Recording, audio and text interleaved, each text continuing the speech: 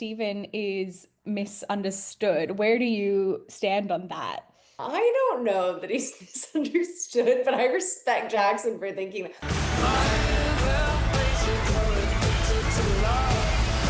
Obviously, the show is based on the novel and Caroline Lovering's own sort of terrible relationship part of it. There's lots of online chatter on the inspo that the show's characters took also about who they were inspired by. Were there any fictional characters or real world figures that specifically informed how you approached Lucy, Stephen, and this friend group?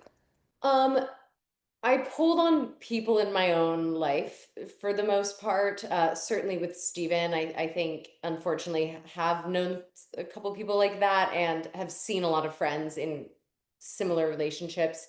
So I was pulling on that a lot. And with Lucy, I think I've been in similar situation, not with someone like Steven, but I know what it feels like to be with someone that's not good for you and not be able to walk away from it. But I'm constantly inspired by little things. Certainly Vanderpump Rules, that's one of the greatest shows of all time.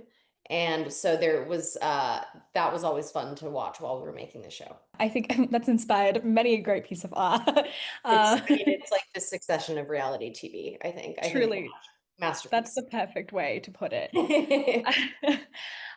There's also a big conversation online about, I guess, toxic shows versus toxic shows that think that they're healthy. How do you make sure Tell Me Live stays very clearly, in that first category where the toxicity is the point and like not the aspiration? That's interesting. That's a conversation.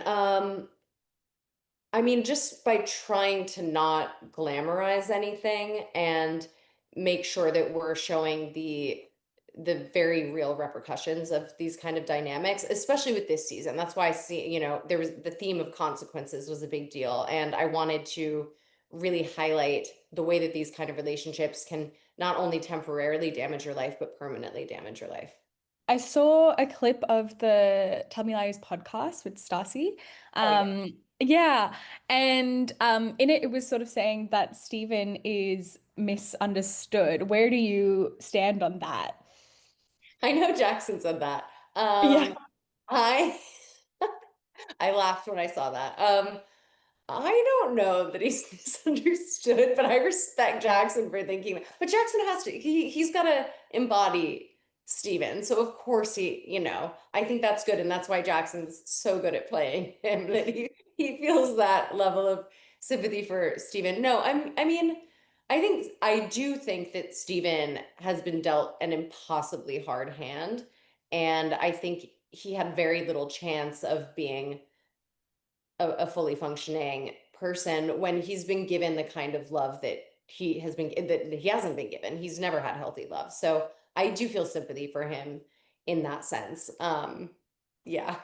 Yeah, no, Sorry to totally. I love it. Uh, That makes me laugh. yeah. The show has kind of gone beyond the book in some ways, especially how deeply we live within the friend group's toxicity.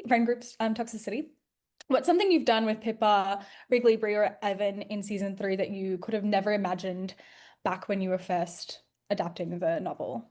I mean, honestly, kind of any of it because the all the ensemble characters weren't really featured much in the book, so it was sort of a blank slate. I did not anticipate Wrigley having as much depth when I first started, adapting it. I didn't see that happening. And a lot of that decision came honestly from watching Spencer's performance. I would also say Brie certainly where she ended up surprised me from where I don't want to give anything away, but from where I initially thought she was going to live in terms of her own psychology, she's surprised me quite a bit. Even in season two, it was like a big surprise, like sort of where she shifted and seeing what I've seen in season three is, yeah, really nice to follow along with her journey. I also have been loving the introduction of Alex this season. Who do you think he is to Lucy? Like, what role do you think that he plays in her life?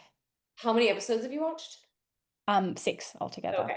I think that he is a safe space for her to explore some of these darker impulses and get out some of these self-destructive urges that she's experiencing.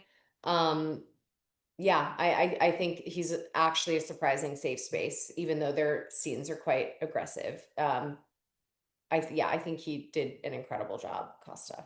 I feel like also just a direct comparison of how Stephen and Alex kind of dealt with these darker um, notes was really interesting to watch as well. So yeah.